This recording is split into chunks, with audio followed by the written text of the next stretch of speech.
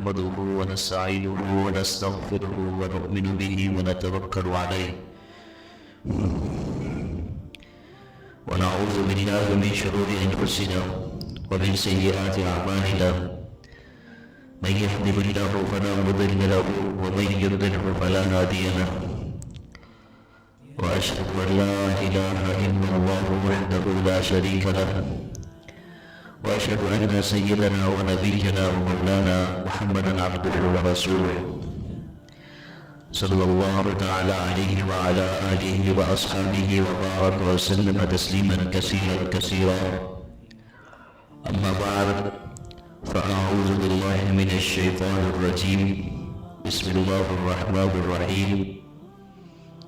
فإن مع العسر يسرا إن مع العسر يسرا. آمنت بالله صدق الله العظيم. وقال رسول الله صلى الله عليه وسلم الطاهر الشرير الأمين مع النبيين والصديقين والشهداء أو كما عليه الصلاة والسلام. اللهم رب اشرح لي صدري ويسر لي أمري واحلل عقدة من لساني يفقهوا قولي. سبحانك لا علم لنا إلا ما علمتنا إنك أنت العليم الحكيم وفوق كل ذي علم عليم. معزز سامعین حضرات، گزشتہ 2 جمعوں سے ایک موضوع پر گفتگو کا سلسلہ جاری ہے اور وہ موضوع ہے راحت آسان بنے، لوگوں کے لیے سکون اور آرام کا باعث بنے، لوگوں کے لیے تکلیف کا، آزمائش کا، زور کا اور نقصان کا باعث نہ بنے. اسی موضوع پر آج بھی چند گزارشات آپ کے سامنے رکھنا چاہوں گا، اس نیت سے کہ اللہ تعالیٰ مجھے بھی اس پر عمل کرنے کی توفیق نصیب فرمائے اور آپ کو بھی اس پر عمل کرنے کی توفیق اور ہمت نصیب فرمائے. یقیناً انسانوں کا یہ معاشرہ ہے اور انسان دوسرے انسان کا خیال رکھے گا، ایک دوسرے کی حقوق کو پورا کرے گا اور ایک دوسرے کی ذمہ داریوں کو ادا کرے گا، انشاءاللہ العزیز یہ معاشرہ پرسکون اور راحت والا ہو جائے گا. اگر ایک انسان دوسرے انسان کی ذمہ داری ادا نہ کرے، ایک دوسرے کے حقوق کو پورا نہ کرے اور ایک دوسرے کی نفع اور نقصان کا خیال نہ ہو، تو یقیناً یہ معاشرہ جنگل سے بھی برا ہو جائے گا، جانوروں کے معاشرے سے بھی بدترین معاشرہ ہو جائے گا. ان میں سے کوئی نہ کوئی کسی نہ کسی حیثیت سے، کسی نہ کسی منصب سے، کسی نہ کسی پیشے سے وابستہ ہے اور ان پیشوں میں سے ایک پیشہ تجارت کا ہے، بزنس کا ہے، معیشت کا ہے. شریعت اسلامیہ نے اس تجارت کے متعلق، تاجر کے متعلق، اس بزنس مین کے متعلق، دکاندار کے متعلق چند مرتبہ اصول بیان کیے ہیں. اگر آج کا تاجر اس کو سمجھ لے اور اس پر عمل کرنا شروع کر دے تو ہمارا بازار ایک بہترین اور مثالی بازار بن جائے گا اور ہماری تجارت اور ہماری معیشت مضبوط سے مضبوط ترین ہو جائے گی. اور یہ کہ اس کا فائدہ پھر ملک کو اور ملک سے باہر اس کے اثرات جو ہیں وہ نمودار ہونا شروع ہو جائیں گے. نبی کریم صلی اللہ علیہ وسلم نے فرمایا ہے کہ سچا اور ایماندار تاجر اس کا مقام اور مرتبہ صدیقین، نبیین اور شہداء کے ساتھ ہوگا. یعنی بظاہر پہ وہ یقیناً تجارت ایک ایسا شعبہ ہے پیسے کمانے کا، دنیا کمانے کا، لیکن اگر یہی دنیا کی کمائی ایمانداری کے ساتھ ہو، صداقت کے ساتھ ہو، سچائی کے ساتھ ہو، تو انشاءاللہ عزیز یہ تجارت بھی دین بن جائے گی اور باعث ثواب انشاءاللہ بن جائے گی۔ آج کل جتنے بھی تاجر ہیں وہ بہت ساری اجتماعی خرابیوں کے اندر مبتلا ہے۔ آج ہم اپنے بازاروں کا اگر رخ کریں، یہ مارکیٹ ہے علی گڑھ مارکیٹ، یہاں پر ان کی چند گلیوں کا آپ مشاہدہ کر لیں تو آپ کو جو چیز نظر آئے گی، بروڑ کوئی جھوٹ بولنا، جھوٹ بول کر اپنی پروڈکٹ کو سیل کرنا، اسی طریقے سے سود کے معاملات، اسی طریقے سے غیر معیاری چیزوں کی خرید و فروخت، اسی طریقے سے جو ہے وہ دوسرے مسلمان تاجر کا حق دبائے گا، دوسرے کو نقصان پہنچا کر پھر آگے نکلنے کی فکر کرنا، یہ ساری اجتماعی برائیاں ہمارے تاجروں کے اندر اور ہمارے بازاروں کے اندر اس وقت کے اندر موجود ہے، اور یہ بہت خطرناک بات ہے۔ آج کے دور میں آپ دیکھیں کہ تاجر قسم کھا کر یہ کہہ رہا ہوتا ہے کہ اللہ کی قسم پورے مارکیٹ میں ایسے کام آپ کو نہیں ملیں گے، اتنے سستے داموں میں اگر کوئی آپ کو بیچ دے تو اس سے آ کر فری ملے جانا۔ ایسے جملے سنتے ہیں نا بازاروں میں جاتے، اگر آپ کو مارکیٹ میں اس قیمت پہ کوئی چیز مل جائے تو آپ جو ہے نا اس سے فری میں لے جانا۔ یہ بھی بولتے ہیں کہ قسمیں بھی کھا رہے ہوتے ہیں کہ اللہ کی قسم یہ جو ہے نا وہ اتنا سستا ہے، پورے مارکیٹ میں کوئی نہیں دے گا جتنا میں دے رہا ہوں۔ اور اسی طریقے سے ایک اور جھوٹ جو بڑا خطرناک ہے وہ کیا ہے، وہ یہ ہے کہ مجھے یہ چیز اتنے کی پڑی ہے، اور اتنے کی پڑی میں اس چیز کے غیر متعلقہ اخراجات جو ہے نا وہ شامل کر لیتے ہیں۔ مطلب یہ ہے کہ گھر کی جو اخراجات ہیں، میں مذاق میں کہہ رہا ہوں کہ بچوں کی بیگم کے خرچے سب اس میں شامل کر لیتے ہیں اس پروڈکٹ میں، کہ یہ بھی اس میں شامل ہے، اب بھرنے لینے کی پڑی ہے۔ حالانکہ کسی بھی چیز کے فروخت کرنے میں آپ اس چیز کی لاگت میں کیا کیا چیزیں شامل کر سکتے ہیں۔ مثال کے طور پر آپ یہ چیز شامل کر سکتے ہیں کہ بھئی ہول سیل مارکیٹ سے دکان تک جو لانے کی اجرت ہے، کرایہ ہے، وہ شامل کر سکتے ہیں ہم۔ اسی طریقے سے یہ شامل کر سکتے ہیں کہ اس کی بیچنے پر جو انکم ٹیکس حکومت نے لگایا ہے، جو ٹیکس لگایا ہے وہ آپ شامل کر لیں۔ یہ وہ اخراجات ہیں جو براہ راست اس چیز سے منسلک ہے۔ اب آپ نے اس پروڈکٹ کے اندر اتنی ساری چیزیں شامل کر لی، دکان کی توسیع ہو رہی ہے وہ بھی اس میں شامل کر لی، جس گاڑی پر آپ دکان کے آنے جا رہے ہیں اس کا پیٹرول بھی اس میں شامل کر لیا، گھر میں جو ہے رضا بھی وہ بھی اس میں شامل کر لیے، تو یہ مناسب ناجائز بات ہے۔ تو آپ یہ نہ بولیں کہ یہ چیز اتنے کی پڑی ہے، آپ جھوٹ بول رہے ہیں، یہ ممالکہ اخراجات کو آپ اس پروڈکٹ کے ساتھ شامل کر رہے ہیں، جائز نہیں ہے شریعت کی نظر پر۔ پھر آپ یہ بولیں کہ یہ بس اتنے ہی ہے، آپ یہ نہ بولیں کہ اتنے میں مجھے پڑی ہے، یہ جھوٹ ہے۔ اسی طریقے سے ہم یہ دیکھ رہے ہیں کہ آج کل تجاوزات کتنی زیادہ ہو رہی ہیں۔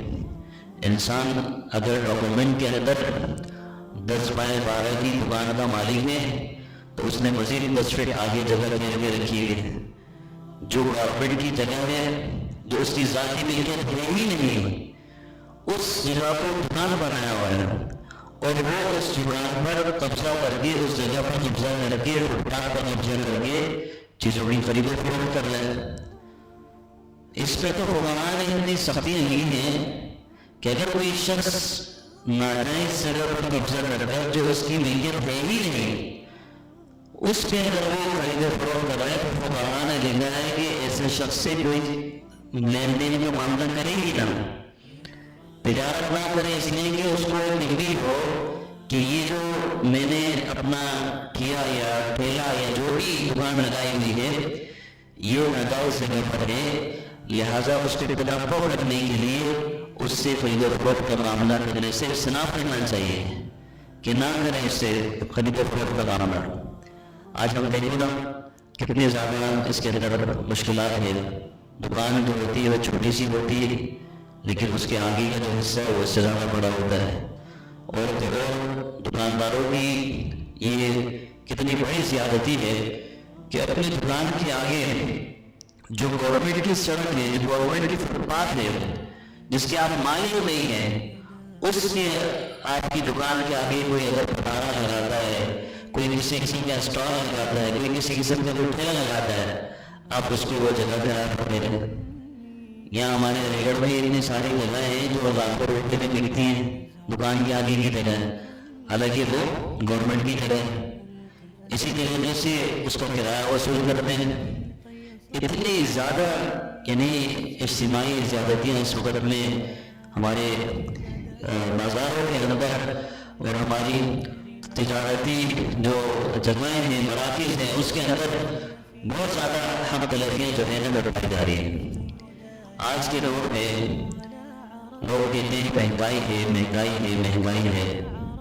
یہ مہنگائی میں آپ کو بتاؤں کہ یہ قدرت کی طرف سے نہیں ہے، یہ میری جانب اللہ نہیں ہے، یہ اللہ نے مہنگائی نہیں بنائی ہے، یہ مہنگائی بنائی ہے انسانوں نے، تاجروں نے بنائی ہے، اور بڑے بڑے جو ذخیرہ لوگ ہیں ان لوگوں نے اس مہنگائی کو جو ہے نا وہ بنایا ہے، یہ اس کا ذریعہ ہے۔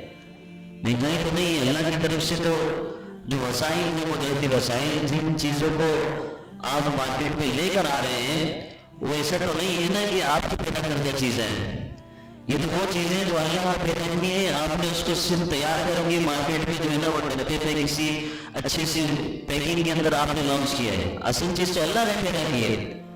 تو مہنگائی بڑھانے والے، مہنگائی کرنے والے اللہ کی ذات نہیں ہے، یہ مہنگائی مصنوعی مہنگائی ہے، یہ اس کو مینوفیکچر کیا ہے مسلمانوں نے، یعنی انسانوں نے کیا ہے۔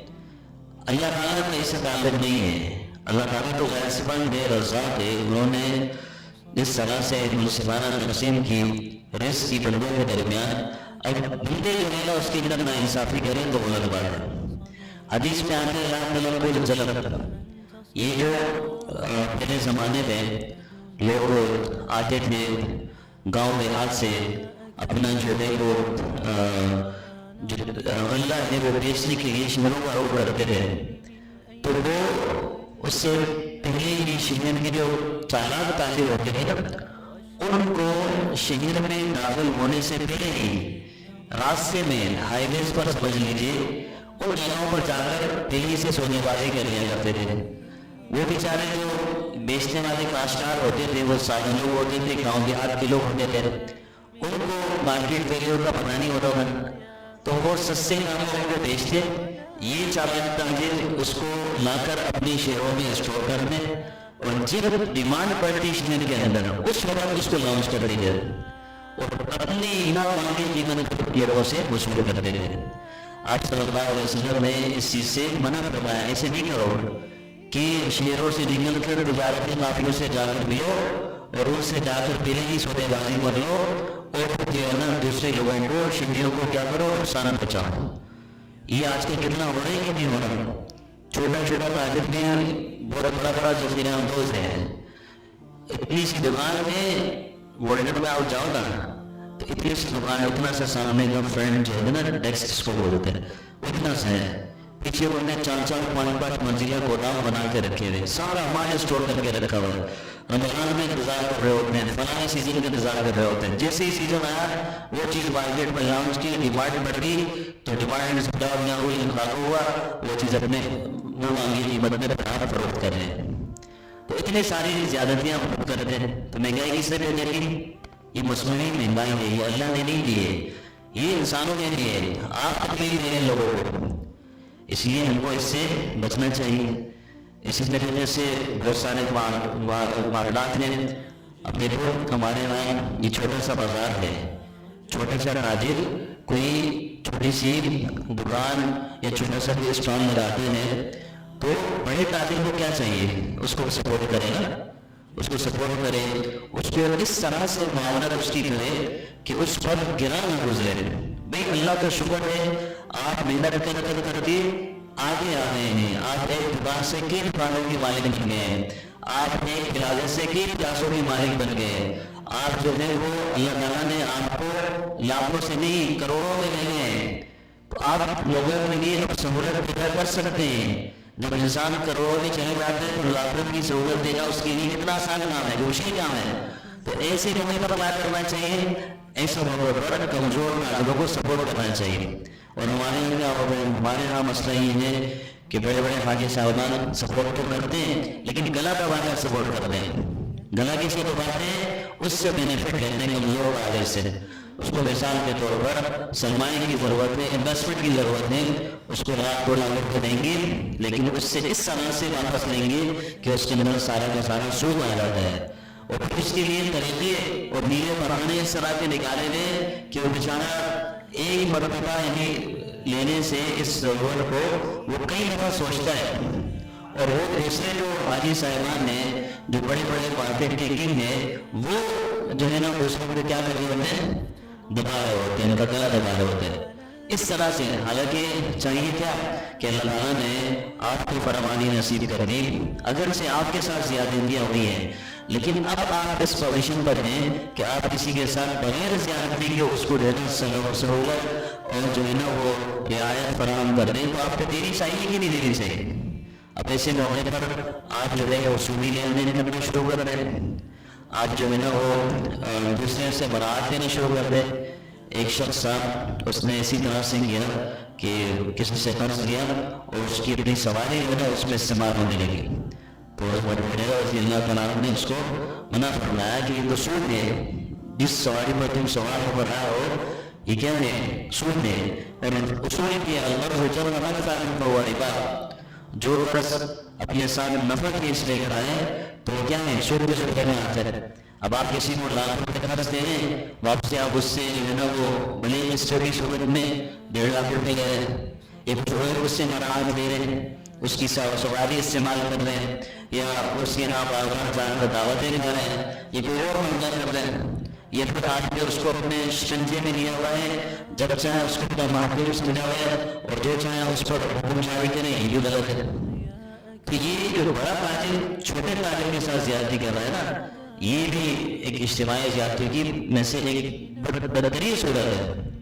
بڑے تاجر کو کیا چاہیے کہ اللہ تعالیٰ نے اس کو فرمانی نصیب کر دی ہے، اب وہ ماشاءاللہ ایک اچھی پوزیشن پر ہے تو دوسرے کو کیا کرے، سپورٹ کرے، بغیر سود کے معاملے کے، بغیر اس کا گلا دبائے، بغیر اس کو کسی پریشر میں ڈالے ہوئے اس کو سپورٹ کرے. بھائی تو تم اللہ تعالیٰ نے ہر وقت تم کو بنا دیا، ایک وقت پر تم پر یہ معاملات تھے، تم چھوٹے تاجر تھے، تمہیں ضرورت نہیں لیکن تم محنت کر کے اللہ نے تمہارا ہاتھ پڑا اور تم جو ہے نا وہ بڑے تاجر بن گئے. تو اب تمہیں کیا چاہیے کہ تم بھی چھوٹے تاجر کو کیا کرو، سپورٹ کرو. ہمارے یہاں معاملہ کیا ہے، میں آپ کو ایک بات بتا رہا ہوں، بڑی قیمتی بات ہے. ہمارا دماغ جو ہے نا اس طرح کا بن گیا. مثال میں میرے ساتھ کسی معاملے میں بھی زیادتی ہوئی ہے، وہ زیادتی ہو کر میں اللہ کے فضل سے آگے بڑھ جاتا ہوں اور ترقی حاصل کر لیتا ہوں. تو جب میں اس پوزیشن پر پہنچ گیا، اب دوسرا والا پیچھے والا جو ہے وہ کیا کرتا ہے، وہ کہتا ہے کہ اس کو جو اوپر آنا ہوتا ہے تو میں کہتا ہوں میرے ساتھ بھی ایسا ہوا تھا تو میں اس کے ساتھ بھی ایسے ہی کروں گا. گھر کی معاملات دیکھ لینا، ساس جو ہوتی ہے، ساس کے زمانے میں جب بہو ہوتی ہے تو اس کے تو کہیں طرح کی معاملات چل رہے ہیں کہ نہیں چل رہے ہوتے ہیں. جب وہ ساس بنتی ہے تو بولتی ہے کہ میرے ساتھ بھی ہم نے بھی ایسی زمانہ دیکھا تھا، ہم نے بھی جو ہے نا وہ ہاتھوں سے سارے کام کیے تھے، اب کیوں یہ آٹومیٹک چیز آ گئی ہے، یہ بھی جو ہے نا اسی طرح سے کرے ہوتے کہ نہیں معاملات. تو جس انسان کا ذہن ہے جو مشکلات وہ جھیل کر آئے ہیں وہ چاہتے ہیں کہ دوسرا نہیں مشکلات جھیلے. یہ سوچ آپ بتائیں گے کہ صحیح ہے کہ غلط ہے، میری نظر میں غلط ہے. جب اللہ تعالیٰ نے آپ کو سہولت دی ہے، آپ کو ایک اچھے مقام پر پہنچا دیے، بھلے کسی میں مانے جو بھی ہو آپ کے ساتھ، لیکن اب آپ اس پوزیشن پر ہیں کسی کے ساتھ آسانی کر سکتے ہیں. کسی کے ساتھ جو ہے وہ راحت والا معاملہ کر سکتے، کسی کو سکون پہنچا سکتے، تو پہنچائے نا. انما بعثت ميسرين نہ معسرین. رسول اللہ صلی اللہ علیہ وسلم فرمایا کہ تم کو آسانیاں کرنے والا بنا کر بھیجا گیا ہے، تم سب کو مشکلات پیدا کرنے والا بنا کر نہیں بھیجا گیا ہے. آپ لوگوں کے لیے ہرڈلز قائم کرتے ہیں، آپ لوگوں کے لیے مشکلات پیدا کرتے ہیں، آپ لوگوں کے لیے آزمائش کا باعث بنتے ہیں. تو آپ کو بننا ہے، آپ لوگوں کے لیے آسانیاں پیدا کریں. بھلے آپ نے جتنا بھی مشکل دور دیکھا، لیکن آپ کو سکون میں آ گئے نا، اور دوسروں کے لیے بھی سکون دے سکتے ہیں تو دینا اس کو. وہ سوچ جو ہے غلط ہے کہ میں مشکلات جھیل کر آیا ہوں، لہٰذا میں بھی جو ہے نا کیا کروں، میں یہ بھی جو ہے نا یہ بھی مشکلات جھیلے، میں نے ایسا کیا ہے، میں نے بچوں کے تھکے جائیں تو یہ بھی کھائیں. ٹھیک ہے، ایسی سوچ نہیں ہونی چاہیے. اللہ سوچے میری نظر میں آپ کو اس سے 100% اختلاف کرنا حاصل ہے. ایک اور بات یہ ہے کہ کئی مواقع پر ایسا ہوتا ہے کہ انسان دوسروں کی مجبوریوں سے فائدہ اٹھا رہا ہوتا ہے، اور ہمارے یہاں تو کسی کی مجبوری سے اور موقع سے فائدہ اٹھانا یہ ثواب کا کام سمجھا جاتا ہے. ٹھیک ہے، یہ کس طرح سے؟ مثال کے طور پر اب دماغی پہ چند جو یہاں ہمارے ملک کے اندر جو افغان مہاجرین کے ساتھ جو کہا گیا کہ چلیں یہاں سے چلے جائیں، تو اس موقع پر جو ان بستیوں میں لوگ رہتے تھے، اب ظاہر سی بات ہے ان کو چیزیں اپنے گھر بار کی جو تھی فروخت کرنا پڑی. اب لوگوں نے فائدہ کیا اٹھایا کہ سستے داموں جو ہے نا وہ چیزیں خریدنا شروع کی. کسی کی مجبوری سے فائدہ نہیں اٹھانا چاہیے، انسان کو مجبور کا فائدہ سوچنا چاہیے. مجبوری سے فائدہ اٹھانا یہ اسلامی تعلیمات کے خلاف ہے. مجبور شخص کا فائدہ سوچنا ہے، اس مجبور شخص کو فائدہ کس میں، یہ اسلامی تعلیمات کے موافق ہے. ہم لوگ مجبوری کا فائدہ اٹھانا ہے، کسی دوسرے شخص کی مجبوری دیکھیے نا، کوئی شخص گاڑی بیچ رہا ہے، گھر میں بیماری آ گئی اچانک سے، تو ہم کیا کرتے ہیں، سستے داموں خریدنے کی کوشش کرتے ہیں. مجبور ہے لہٰذا اس سے سستے داموں خریدو. یہ اسلامی مزاج نہیں ہے. حضرت جلیل رضی اللہ تعالیٰ عنہ، میں آپ کو بہت پہلا واقعہ سناتا ہوں. حضرت جلیل رضی اللہ تعالیٰ عنہ ایک شخص، ایک صحابی، وہ اپنا گھوڑا بیچنے لگے. گھوڑا انہوں نے اس کی قیمت لگائی 300 درہم. تو حضرت جلیل رضی اللہ تعالیٰ عنہ نے کہا کہ 300 درہم کا تھوڑی ہے، اتنا شاندار گھوڑا 300 درہم میں بیچ رہے ہو، نہیں اس کی قیمت بڑھاؤ. تو اس نے کہا 400 درہم میں لے لو. حضرت جلیل نے کہا نہیں 400 نہیں، مزید قیمت بڑھاؤ. قیمت بڑھاتے 800 درہم جو ہے نا اس سے قیمت کروا دی، اور پھر خود اس گھوڑے کو 800 درہم میں خریدا.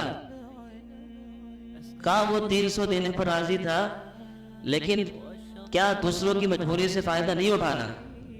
تو وہ گھوڑا جو 300 دینے میں وہ راضی تھا، لیکن اس کی مجبوری سے فائدہ نہیں اٹھایا اصل مارکیٹ ویلیو کے اعتبار سے، بلکہ اس سے بھی زیادہ کہ اس مجبور کا فائدہ ہو جائے، کچھ مجبوری میں بیچ رہے ہیں، یہ رقم اس کی کچھ کام آ جائے. تو 800 درہم میں وہ گھوڑا اس سے خریدا. کہا وہ 300 درہم کا وہ گھوڑا بیچ رہا تھا. رسول اللہ صلی اللہ علیہ وسلم کے ارشاد انہوں نے فرمایا، حضرت جریر رضی اللہ تعالیٰ عنہ نے، کہ اللہ کے رسول صلی اللہ علیہ وسلم نے مجھے نصیحت کی ہے ہر مسلمان سے خیر خواہی کی، اس لیے میں نے ایسا کیا ہے. جب مجھ سے پوچھا نا کہ یار یہ تو 300 درہم میں آپ خرید سکتے تھے گھوڑا، آپ نے 800 درہم میں خریدا ہے، اس کی کیا وجہ ہے؟ تو حضرت جریر رضی اللہ تعالیٰ نے کہا کہ رسول اللہ صلی اللہ علیہ وسلم نے مجھے حکم دیا ہے کہ میں ہر مسلمان کے ساتھ کیا کروں، خیر خواہی والا معاملہ کروں.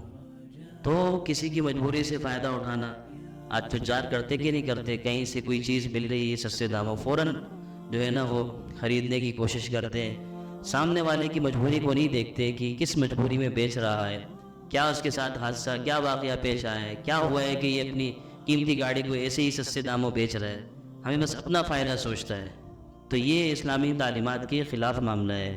اس چیز کو بھی پیش نظر رکھنا چاہیے. تاجر کی بات چل رہی تھی کہ تاجر جو ہے نا وہ کیا ہوتا ہے، اگر وہ سچا ہو، امانت دار ہو، تو وہ اس کا مرتبہ صدیقین، شہداء اور صالحین کے ساتھ ہوگا.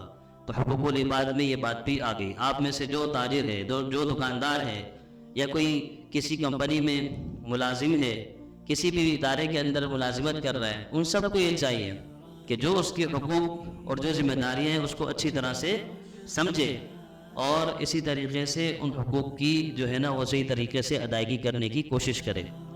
اسی طریقے سے ایک اور معاملہ مساجد کا ہے، نمازی حضرات کا ہے. آپ ماشاءاللہ سب یہاں نماز پڑھنے آتے ہیں، الحمدللہ اللہ کا شکر ہے.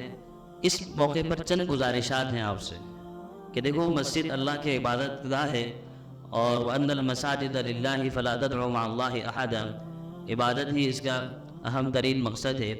اس کے کچھ آداب ہیں، نمازی حضرات کو اس کا کیا کرنا چاہیے، خیال کرنا چاہیے. پہلا ادب یہ ہے کہ صفیں جو خالی ہیں، آگے کی صفیں ہیں، اس کو پہلے مکمل کرنا چاہیے.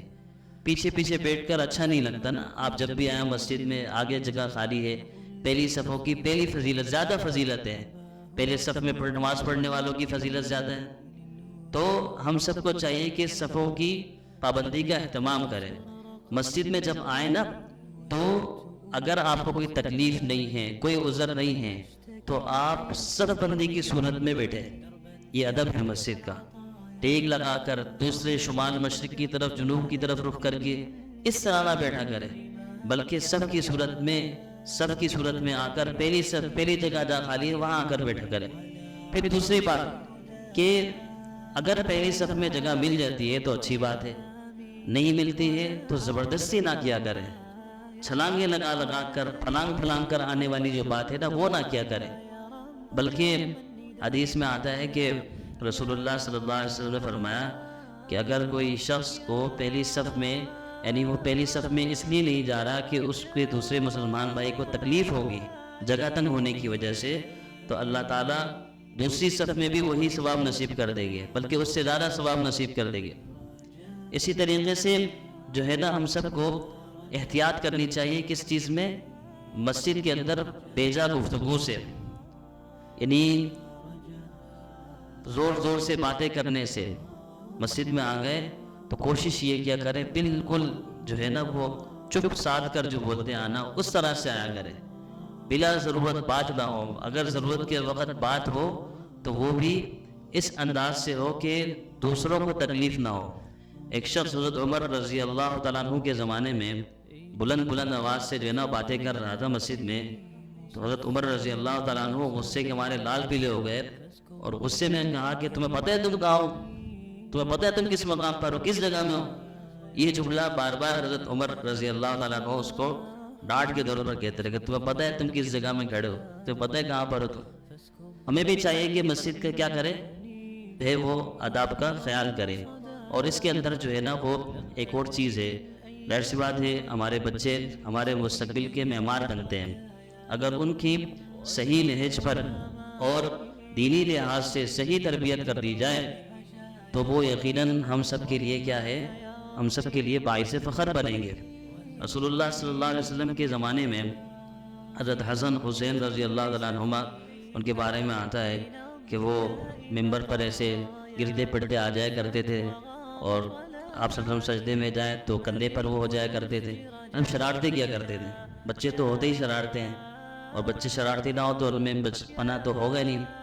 تو ہمیں کیا چاہیے بچوں کے متعلق، دیکھو بچے جب مسجد میں آیا کریں تو آپ ان کو کبھی بھی ڈانٹ ڈپٹ کے ساتھ نہیں جو ہے بھگایا کریں. اور یہ کتنی بری بات ہے کہ ایک بچہ شوق سے جو ہے وہ مسجد آ رہا ہے، اور اگر اس کو لگاؤ دین سے، اور کیا نام ہے جو دین کا مرکز ہے مسجد، اس سے اگر لگاؤ ہو رہا ہے تو ہم اس میں کسی بھی قسم کی یعنی اس میں کمی کا باعث نہ بنے. ہم لوگ ڈانٹ دیتے ہیں، بچوں کو جھڑک دیتے ہیں، ادھر یہاں سے چلے جاؤ، کیا کام تمہارا مسجد میں. یہ عادت اچھی نہیں ہے، بلکہ ان کو پیار سے محبت کے ساتھ سمجھائیں، ان کو ایک کنارے پر بٹھا دیں. پھر بھی شور کر رہے ہیں تو کوئی مذائقے کی بات نہیں ہے. پیار کے ساتھ ان کو سمجھائیں گے، انشاءاللہ ایک وقت آئے گا کہ ان کو مساجد سے محبت ہوگی. ظاہر سی بات ہے کہ مسلمان کی جو جائے قرار ہے نا، اور جو جائے سکون ہے وہ مسجد ہے. مسلمان کو مسجد کے چار دیواری میں داخل ہوتے ہی ایک ذہنی سکون ملنا چاہیے. ہونا چاہیے کہ نہیں ہونا چاہیے بتاؤ؟ مسجد میں آتے ہی ذہنی سکون ملنا چاہیے کہ نہیں ملنا چاہیے؟ تو ہم سب ذہنی سکون حاصل کرنے یہاں پر آئے، ہماری جائے سکون یہ ہو، ہمیں خوشی ہو. تو یہاں پر شور ہوگا کرنا، چاہے وہ بچوں کو ڈانٹ کر ہوئے کسی بھی صورت میں، ہمیں اس چیز سے اجتناب کرنا چاہیے. ایک دیہاتی شخص مسجد نبوی میں آ کر کھڑے ہو کر پیشاب کرنے لگا. دیکھو یہ واقعہ حدیث کی مختلف کتابوں کے اندر موجود ہے، سایہ ستہ کے اندر بھی موجود ہے۔ دیہاتی شخص مسجد نبوی کے سین میں آ کر کھڑے ہو کر پیشاب کرنے لگا، صحابہ کرام اس کو روکنے کے لیے دوڑے۔ آپ صلی اللہ علیہ وسلم نے بلند آواز سے فرمایا کہ چھوڑ دو اس کو، اس کا پیشاب بند مت کرنا، اس کو تکلیف ہوگی، پیشاب کرنے دو۔ جب وہ تسلی سے پیشاب کر کے فارغ ہو گیا، آپ صلی اللہ علیہ وسلم نے ایک صحابی کو حکم دیا کہ اس جگہ کو صاف کرو، اور اس کو بلایا، اور اس کو بلا کر بہت پیار سے نصیحت کی کہ دیکھو اللہ کے بندے، یہ مسجد جو ہے نا یہ اللہ کی عبادت کے لیے ہے، یہ بول و براز کے لیے نہیں ہے، گندگی کرنے کے لیے نہیں ہے، یہ تو عبادت کی جگہ ہے، تو صاف ستھرا رکھنے کا حکم ہے۔ اتنے پیار کے ساتھ رسول اللہ صلی اللہ علیہ وسلم نے اس بندے کو سمجھایا۔ حالانکہ بڑا آدمی تھا، دیہاتی شخص سے، ہم لوگ ہوتے تو کیا کرتے، شاید اس کی پٹائی لگا دیتے، ہم جیسا کوئی فرد ہوتا، لیکن رسول اللہ صلی اللہ علیہ وسلم نے اس طرح سے نہیں کیا، بلکہ پھر صحابہ کرام کو فرمایا کہ تم لوگ جو ہے نا وہ آسانیاں پیدا کرنے والے بنا کر بھیجے گئے ہو، تم لوگ مشکلات کیوں پیدا کرتے ہو لوگوں کے لیے؟ تو اس لیے بہت پیار کے ساتھ ان کو سمجھایا۔ تو بہرحال ہم سب کو یہ حکم ہے کہ ہم بھی اس معاملے کے اندر کیا کریں، احتیاط کریں، مسجد کے اندر بلا ضرورت بات نہ کیا کرے، جو صف خالی ہو اس صف کو پہلے مکمل کیا کرے۔ مسجد میں یہ اکثر لوگ جو ہے اپنی پسند کی جگہ ڈھونڈتے ہیں، آپ کوشش کیا کریں کہ ہر جو نئی صف ہے وہ امام کے درمیان سے، امام کے پیچھے سے شروع ہو۔ کوئی ایک کنارے پر کھڑے ہو جاتا ہے، کوئی دوسرے کنارے پر کھڑا ہو جاتا ہے، پہلی صف میں جگہ خالی ہوتی ہے پھر بھی وہ پیچھے صف میں کھڑا ہو جاتا ہے۔ یہ سارے جو ہے نا وہ مسجد کے آداب کے خلاف کام ہے۔ ان سب چیزوں سے ہمیں کیا کرنا چاہیے، بچنا چاہیے۔ ہمیں جو ہے وہ مسجد کے تقدس کا بھی خیال کرنا چاہیے، مسجد کی جو فضا ہے اس کو کسی بھی قسم کے حوالے سے یعنی ایسی نہیں کرنا چاہیے کہ وہ لوگوں کے لیے تکلیف کا باعث ہو ہمارے کسی عمل سے، کیونکہ اجتماعی جگہ ہے، 5 وقت کے لیے جو ہے وہ مختلف قسم کے لوگ یہاں پر آتے ہیں، نماز پنجگانہ کا اہتمام کرتے ہیں، تو ہمیں بھی چاہیے کہ ہم کیا کریں، ان سب مسلمانوں کا اجتماعی ایک نظم کا خیال کریں۔ اور جتنی بھی یہ سب چیزیں ہیں، صفوں کی پابندی اور دیگر چیزیں، یہ سب اسی کے قبیل سے۔ رسول اللہ صلی اللہ علیہ وسلم جس دن آپ صلی اللہ علیہ وسلم کا وصال ہوا، انتقال ہوا، پیر کی صبح فجر کی نماز میں حضرت ابوبکر صدیق رضی اللہ تعالیٰ عنہ جو ہے وہ امامت کرا رہے تھے۔ امی عائشہ کے جو حجرہ ہے، آپ صلی اللہ علیہ وسلم نے اس حجرے کے پردے کو ہٹایا۔ یہ وہ آخری دیدار تھا صحابہ کرام کا جو زندگی میں یعنی آپ صلی اللہ علیہ وسلم کو دیکھا صحابہ کرام نے فجر کی نماز میں۔ تو آپ صلی اللہ علیہ وسلم نے امی عائشہ کا جو حجرہ تھا اس کا پردہ جب ہٹا کر دیکھا تو صحابہ کرام کو دیکھا صفیں ساری سیدھی ہے، سب نماز پڑھنے میں مشغول ہے۔ آپ صلی اللہ علیہ وسلم خوش ہو گئے، مسکرا گئے کہ دیکھو کتنی حسن ترتیب ہے، کتنا اچھا انتظام ہے مسلمانوں کا۔ صحابہ کرام نے جب دیکھا کہ آپ صلی اللہ علیہ وسلم جو ہے نا وہ جا کر ہو سکتا ہے کہ ہم نماز کے لیے آ رہے ہوں، ابوبکر بھی پیچھے ہٹنے لگے مصلی سے کہ شاید آپ صلی اللہ علیہ وسلم آ جائیں، لیکن آپ صلی اللہ علیہ وسلم نے اشارہ فرما کر کہ آپ اپنی جگہ پر نماز پڑھتے رہے، دوبارہ پردے کو کھینچ لیا۔ تو اس وقت یہ جو میں بتانا چاہ رہا ہوں واقعہ سے کیا ہے کہ آپ صلی اللہ علیہ وسلم خوش ہو رہے تھے دیکھ کے صحابہ کرام کو، سب بندی کو دیکھ کر کہ کس طرح دیکھو ترتیب سے کھڑے ہیں مسلمان۔ تو یہ ساری چیزیں باعث سکون ہے نا، ایک اجتماعی ایک نظم کے متعلق باتیں، تو ہمیں بھی اس چیز کا خیال کرنا چاہیے، مسجد کے تقدس کا خیال کرنا چاہیے۔ ہم نماز پڑھنے آتے ہیں، نمازی ہیں مسجد کے، تو مسجد کے جو آداب ہیں اور اس کی جو حقوق ہیں ہمارے اوپر لازم ہے کہ ہم اس کی رعایت کریں اور اس کو اچھی طریقے سے ادا کرنے کی کوشش کریں۔ آج کی اس میں 2 باتیں ہو گئی ہے، ایک تاجر کے حوالے سے، تجارت کے حوالے سے، دوسرا نمازی کے حوالے سے۔ اللہ تعالی ہم سب کو جو ہے وہ عمل کرنے کی توفیق نصیب فرمائے۔ وآخر دعوانا الحمد للہ رب العالمین۔